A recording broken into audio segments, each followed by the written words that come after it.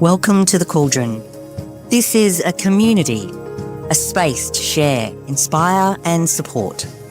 I'm your host, Annette Poacher, and each episode I welcome real, raw and powerful conversations from everyday individuals with extraordinary experiences to the organisations lifting others up.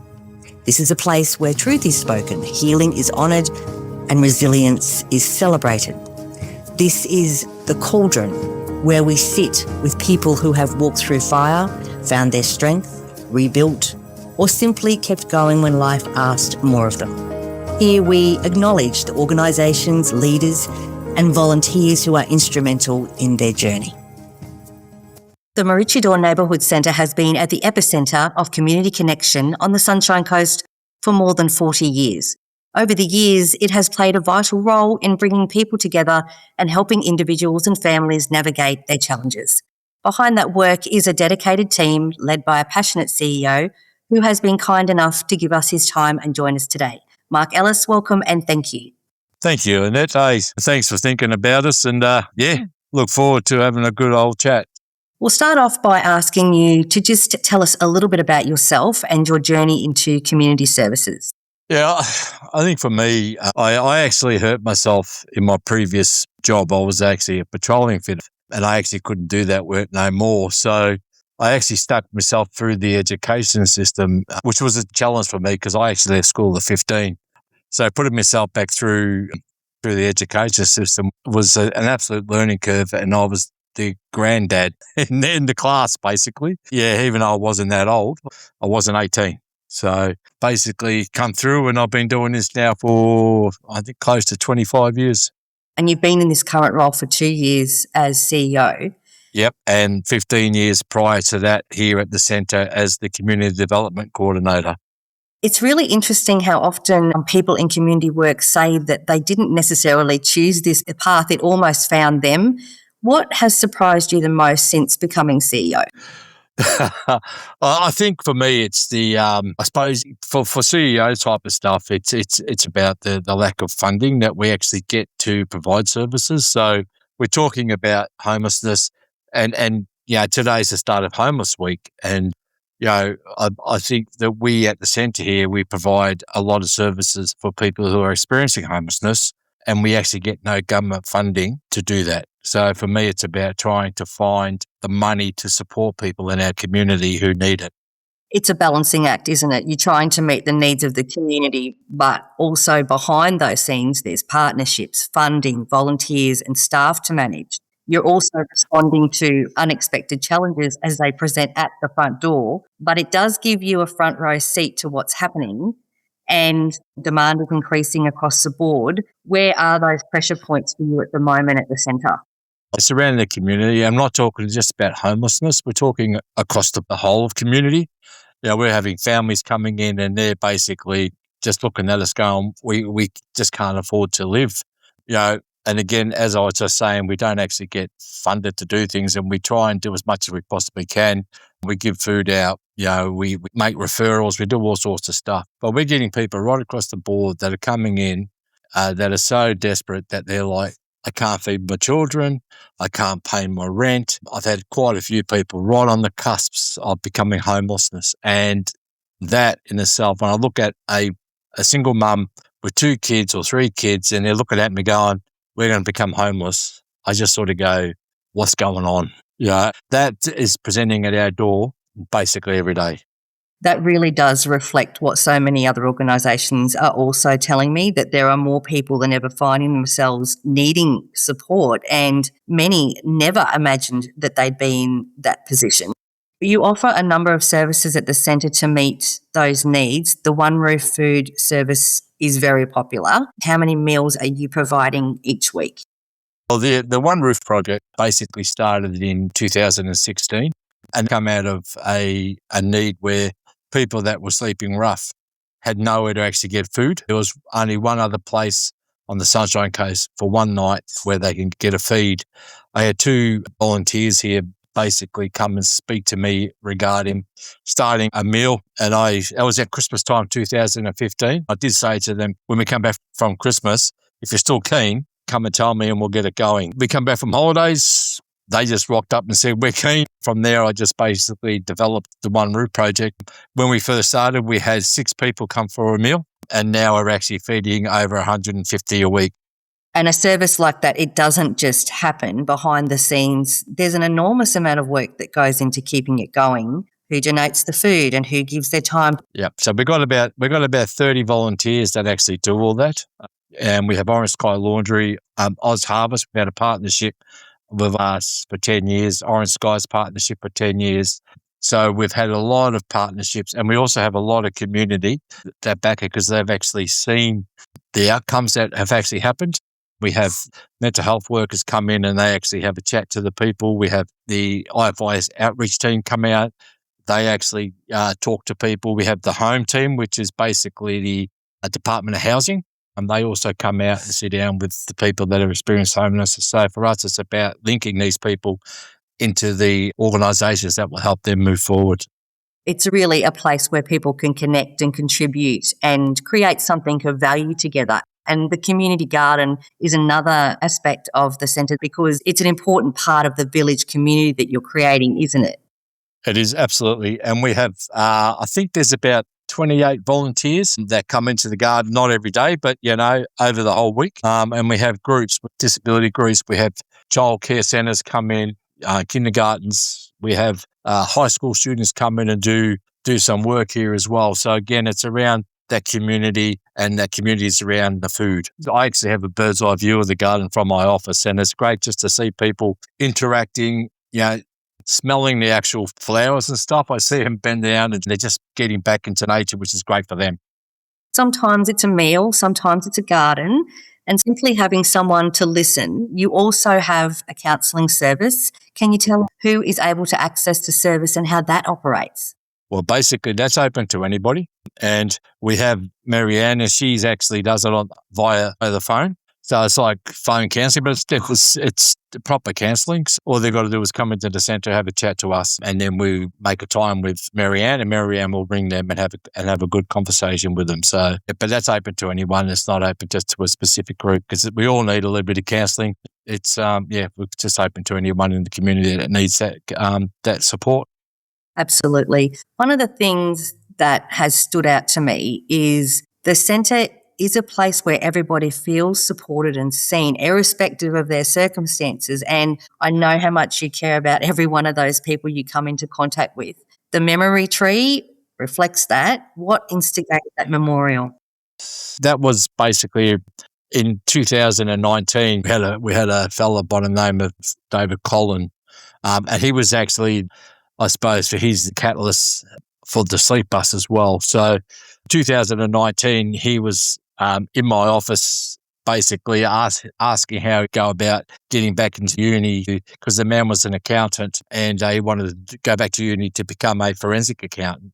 And then over that weekend, that was on a Friday, I said, come back on the Tuesday, let's sit down, let's go through all this and see what we can do. And unfortunately, on the Monday morning, someone actually murdered him while he was asleep in his sleeping bag. Before that, there was eight men that had passed away from 2016 to 2019, and they were just forgotten. It was like man found dead in tent, man found dead here, but they all have a name, and instigated me to actually go, you know what, these people need to be remembered because they're actually people. They're not just homeless; they are actually a person. So, and that's what the memory tree is about. It's about remembering these people, and so they're never forgotten.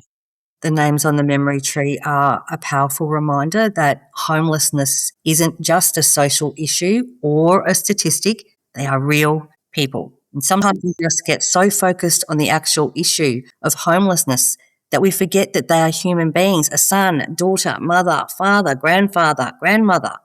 Yep, absolutely. A couple of years ago, there was a fella by the name of Tim, good bloke. Yeah, he was found passed away in his tent in the beach at Mooloolaba. And it was on the news and it just said, man found dead in tent. That was it. There was nothing else about it. If that was I suppose a tourist or something like that, there would be more about it. But it was just basically man found in tent. That's it. There was nothing else. I was waiting for it. I'm like, really? Man's name's Tim. He was a good man. But yeah, no, as soon as he was found homeless, man found dead in tent. That's it. And you know what, Mark, perhaps that's the perfect place for us to begin the next part of this conversation. I think we first need to see the person. There's no denying it's a really complex issue, and there's a lot of stereotypes given and false narratives that are circulated.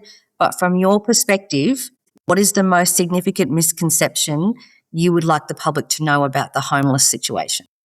They basically are not homeless due to drugs, alcohol, or pedophilia if you're a man. We have a lot of this perception in this. They're actually put themselves in this position. My whole thing is it doesn't matter if they become homeless due to their own stuff or someone else's. The fact of the matter is these people are actually essentially homeless. They never become homeless because of drugs and alcohol. Only 4% of people that are actually sleeping rough have become homeless due to alcohol and drugs, which is a very small percentage. Absolutely. Our local community isn't exempt from it either. And you and your team, like I've mentioned, are on the front line. I want people to understand what homelessness looks like on the Sunshine Coast, because I have a feeling that the numbers that we've been told are not true, because there would be a certain percentage that never appear in those statistics. Oh, absolutely. Absolutely. And yeah, it's interesting because we've got our census coming up. I think it's next week. I think it's the 11th or something of August our census are in. I'm actually working with the census people at the moment to try and get as many people that are sleeping rough, I suppose, in the system, because that's where we get our true numbers. And I remember years ago, and it wasn't that long ago, it was around about 2016, the census basically said we had 2 people that were sleeping rough on the Sunshine Coast, which I nearly fell off my chair at that time. And now they're saying that we have 1,200. I honestly say we will double that, and I still wouldn't be the correct number. So, it's an incorrect number. It's not even close to what we have. I want to explore a bit more around that in terms of the financial cost to the community, because I think when a lot of people hear what you're about to tell me, it's going to come as quite as a shock to them. Yeah. So, yeah. Well, let's do a little bit of an experiment. And have you got your mobile phone there? I do. Can you go to your calculator, please? I can. Okay. So can you actually put in $64,273? Yep. Times that by the 1,207 that they say that we have homeless on the coast? Yep. And tell me what the figure is. $77,577,511. That is approximately how much we spend each year to keep a person sleeping on the street is $64,273. That is how much it costs to keep people. And that is for hospitals, emergency departments, ambulances, police, courts, correctional services, mental health, and homeless support programs. That's how much we actually spend. That $77 million is approximately what we spend a year keeping people sleeping rough on the street. To me, that is ludicrous. It's absolutely insane. I actually came up with an idea the other day. We have all these mining camps where we have these FIFO workers and these big companies go and set up these enormous camps. I don't understand why we can't utilise the money that it's costing us to keep these people on the streets to set up these camps. There's got to be a way to do it. We have so much land available to us. We have so much in the way of resources. It just doesn't make sense to me. We don't have the political will. Yeah. We don't have people that are willing to say, let's divert that money, put it into housing or mining camps or tiny homes and get these people off the street. We don't have the political will. They all look at it and they go, oh, no, it costs too much. Well, tell you another figure. So basically, Common Ground is in Brisbane, and when they started permanently supporting people into housing, the cost actually fell to $46,811 annually, which was a saving of $17,462, or about 27% of savings. So when they say to me, no, it costs too much, no, I don't have it. It's actually cheaper to house somebody than it is to actually have them sleeping on the street. Insanity. And I think too, for a lot of people, out of sight, out of mind, but we're trying to bring this into people's frontal vision. And I know how frustrating it must be for you. just because we don't see it doesn't mean it's not real. And I think we've actually crossed a threshold now because it really can happen to anyone. And the way I describe it to people is like a house of cards. It only takes one to shift and the whole stack comes down. You only need to lose your job or your relationship ends or you get sick. And the impact of that on physical and mental health must be huge. And their nervous system must be on high alert all the time. Absolutely. Absolutely. I call it sleep deprivation. So these guys only get about 2 or 3 hours of sleep a night. And I often like to share a story of Archie Roach, who was an Indigenous singer. Yeah, in one of his books, he actually wrote that his bottle of wine was his motel room because he used to get drunk, pass out, and he would sleep for 3 or 4 hours, and he would get a solid sleep. If he didn't, he would not sleep because he'd be too worried about if someone's going to come beat him up. I've had men come to my door at work here and they've got skin off and bark off them everywhere. And I said, what happened to you? I was asleep in the park, Mark, and someone stomped on my head. Yeah, they've got, broken ribs. It happens so much. It's just crazy.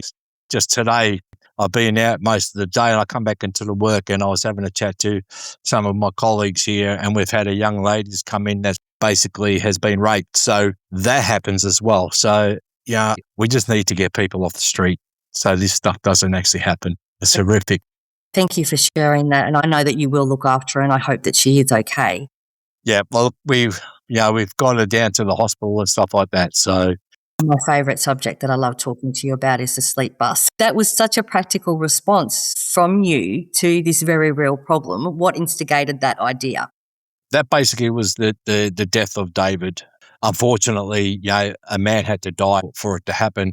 And I've been looking around and I've been talking to, the government and everybody, and I was just hitting brick walls everywhere. And it's like, well, something has to shift here. So I actually went around and hunted around myself and found an organisation called Sleep Bus down in Victoria and basically had a quick chat. A colleague of mine went down to Canberra and I asked her to check out the sleep bus that was actually in Canberra. It was the very first one in Australia. And she went down, had a look, come back and went, yeah, it's not too bad, Mark. I said, okay.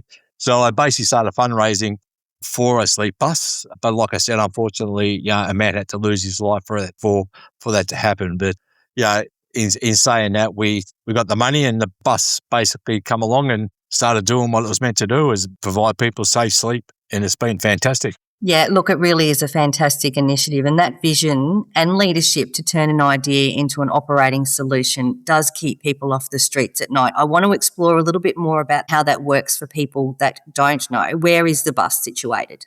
So the bus basically 3 days a week, so Friday, Saturday and Sunday, you'll find the bus on the corner of Aerodrome Road and 3rd Avenue in Maroochy, and it's there from 8 o'clock till 7 o'clock in the morning. And then basically Monday and as of next week, Tuesday, it will be in Nambour in the Berry Street car park, which is behind the old council chambers.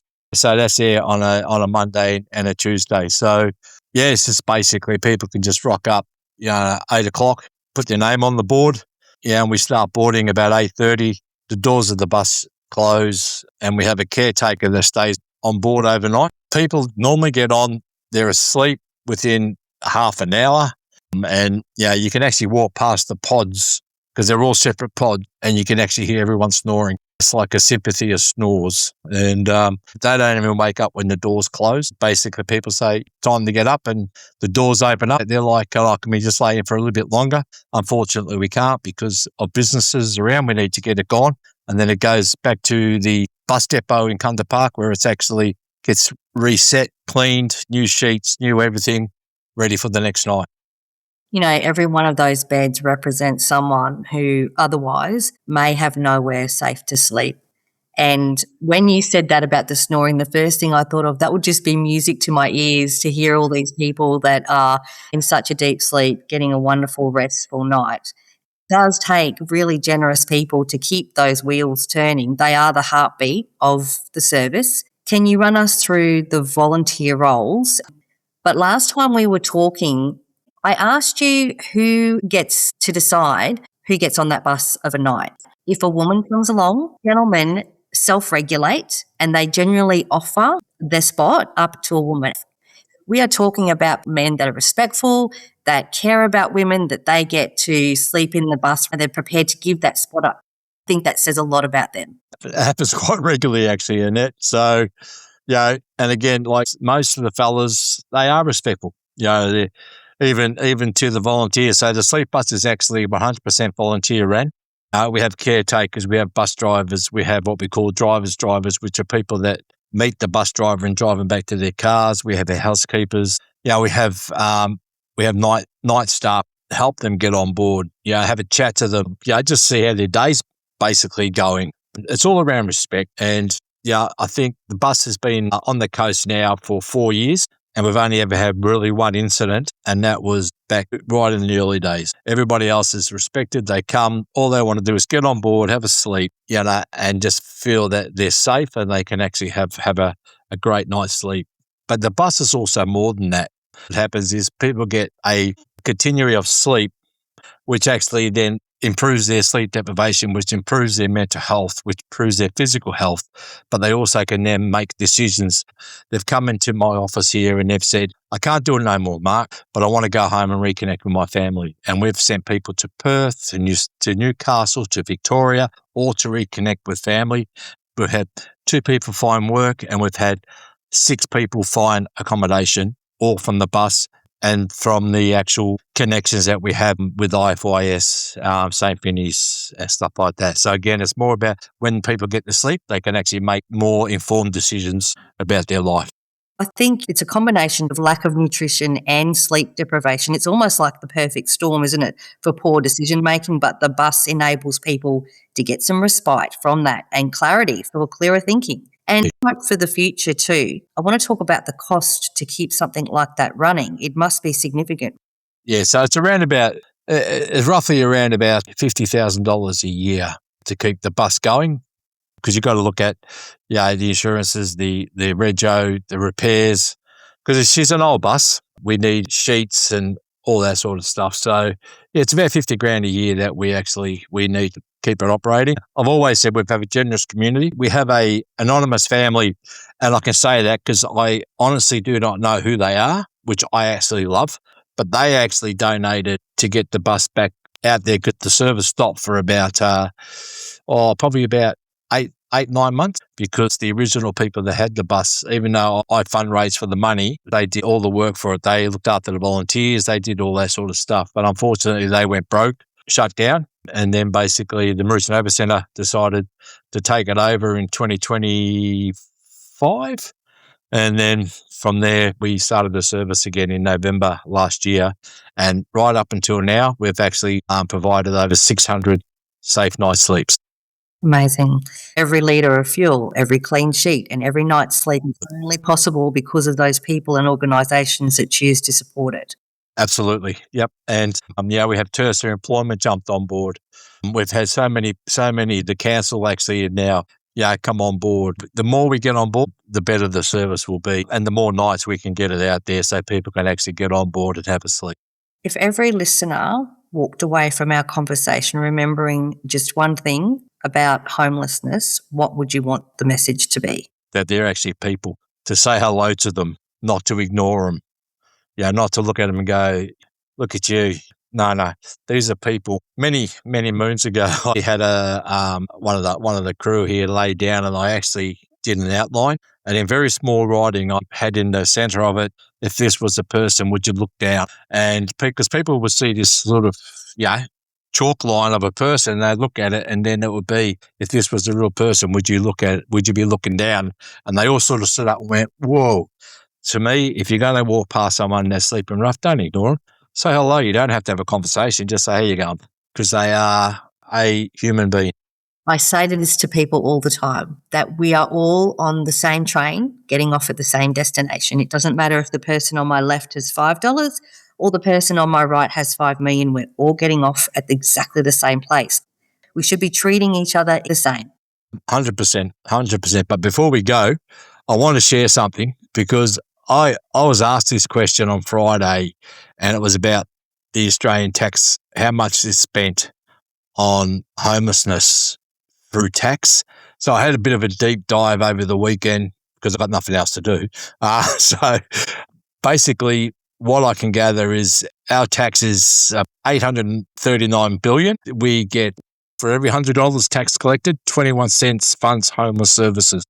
And hasn't there just been a big cut in some services to homeless people? Yes, so that will probably drop down a little bit now, but put it this way, for every $1,000 of tax collected, $2.15 funds homeless services. Our world really feels like a strange place to me at the moment, and I think we could all benefit from showing some more empathy and more kindness and some compassion towards each other. I really want to thank you today. I think that's a beautiful place to finish, actually, because it gives people, real information to think about where our taxpayer dollars are actually going. Thank you not only for joining me today, but for the work you and your entire team do every single day. The Maroochy Neighbourhood Centre is so much more than a building. It's making a real difference in the lives of people across the Sunshine Coast, and you've been doing it for so long. Thank you again for sharing your story and for everything that you continue to do in our community. Look, Annette, thank you so much. And yeah, it was great chatting with you. Thanks, Mark. You've been listening to The Cauldron. Thank you for being here. It means a lot. Please follow and share our social media pages for more episodes. Until next time, be kind, be caring, be connected.